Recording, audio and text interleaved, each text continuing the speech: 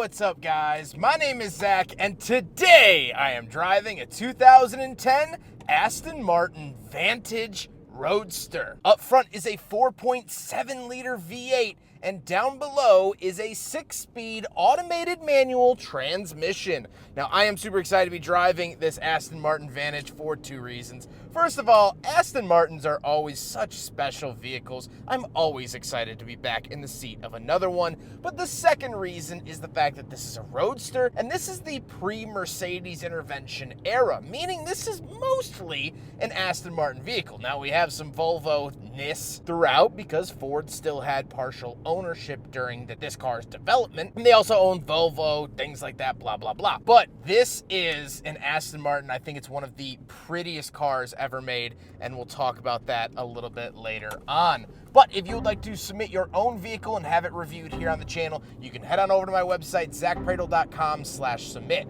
It's a quick and easy submission form. It takes under a minute to fill out, and I come out to you. But let's get back to that 4.7 liter V8 under the hood. Well, that was actually an upgrade over the earlier cars. This generation started in 2006 and was originally offered with a 4.3 liter V8. They upped it to 4.7 and upped the horsepower to 420, and you most certainly feel it. This car is quick, and it doesn't sound half bad either. The owner took me on a little ride, and here's some audio from it.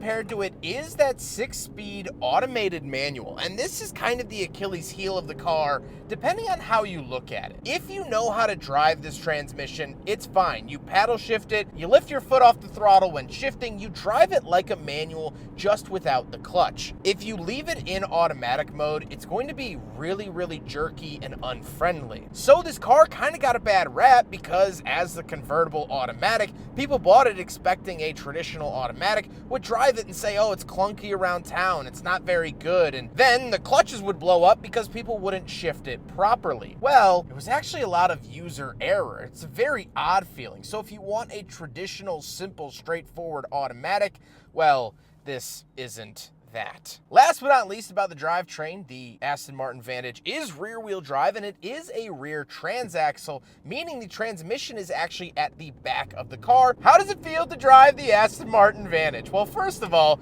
you feel like the coolest kid in school, and there's no avoiding that. Seeing the winged Aston Martin badge looking back at you is a very sensational moment for me. But once you get past the transmission is really weird to get used to. Once you get past that, it drives like a normal car. Visibility isn't that bad. The ride quality is okay, but it's a very sporty ride quality. What I would expect out of other competitors, not necessarily a luxury car, but for a sporty car, it's fine. And you get that just sensational sound. I mean, really, truly lovely.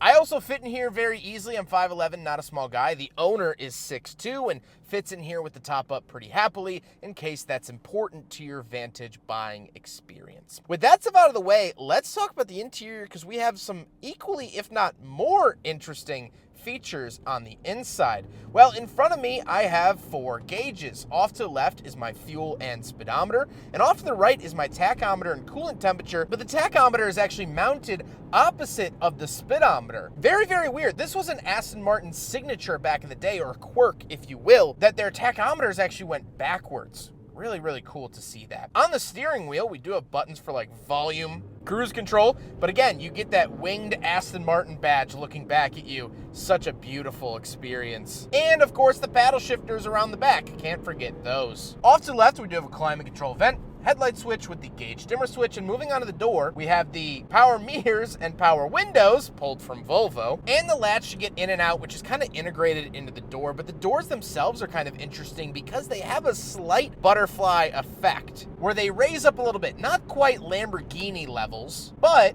this is to avoid curbs, or the theory is that it actually mimics the wings of the Aston Martin logo when you have both doors open. You can be the judge of which is which. Moving into the center, we have a terribly outdated, awful navigation system from Volvo again, and it's fine. I mean, it does the job. It doesn't have a lot of modern streets, and the owner just keeps it down because there's no reason to keep it up. Then we have 2 climate control vents and the shifter. So we have buttons for drive, neutral, reverse, and comfort. And then we have the key in the center. So this is actually where you insert the key and then you push to start it. However, Aston Martin, in their very Aston Martin way, doesn't call this a key. They call it the emotion control unit. So if you go to a party where they put all the keys in a bowl, you can walk right past because you don't have keys. You have an emotion control unit, a crystal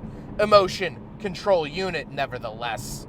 Down below that, we have our radio and climate options. We do get an analog clock, which is really, really nice, and buttons for the navigation. And then we have some more buttons. So we have our traction control on and off, our parking sensors, fog lights, and a pen. That's right, this is a integrated pen, so you'll never ever forget it. You'll always have a pen on standby.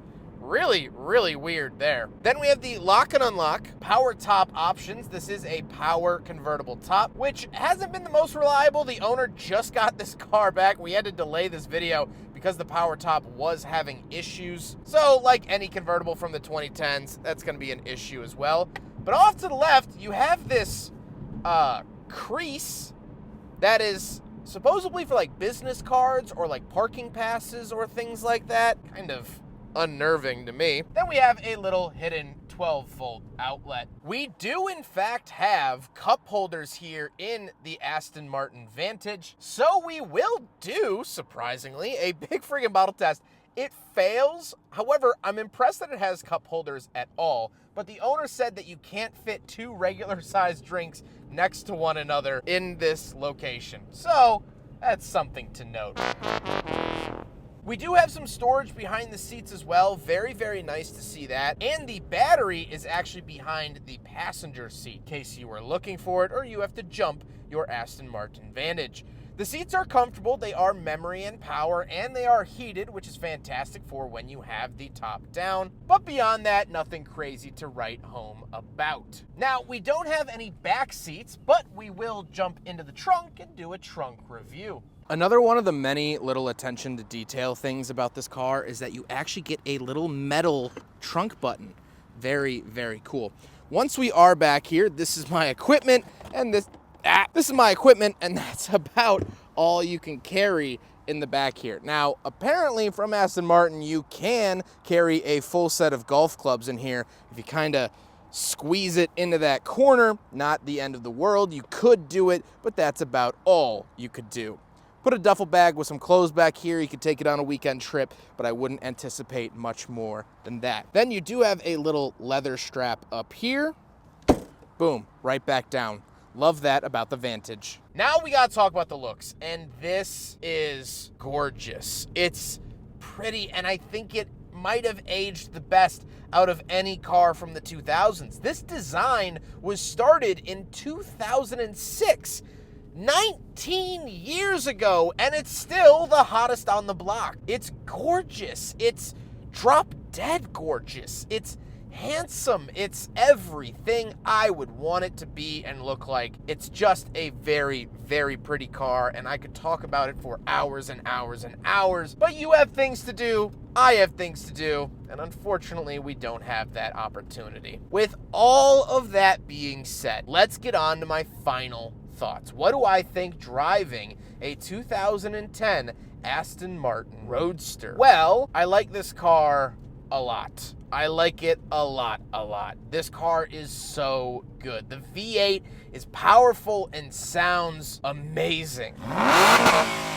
The driving experience with that automated manual, it actually feels like you do have to work for it. Although it is automatic and not a stick shift, and I would of course prefer that, it still keeps you engaged. You still feel like a part of the process, where most automatics, they just handle it off-site and you never really think about it again. The biggest thing of all is I like the weirdness of the car. I like the fact that the doors go up for some reason, but not all the way up, because then that would be into Lambo's territory. No. They just kind of go slightly up. I like that there's a built-in pen in the dashboard. I like that the key is called the emotion control unit. I like the tachometer going backwards. I like the weird navigation screen. All of it together just offers a very unique experience. And now these cars can be had for not the craziest prices in the world.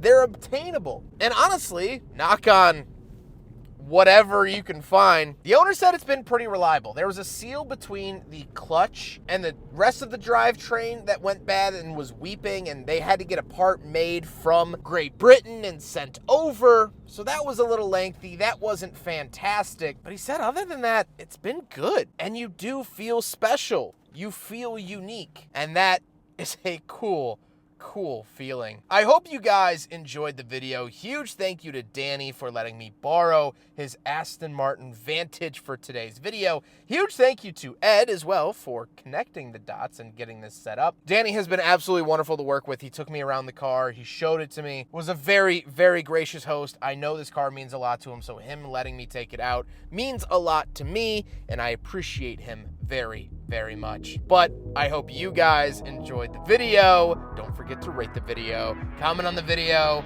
and subscribe if you really liked it. Take care, guys.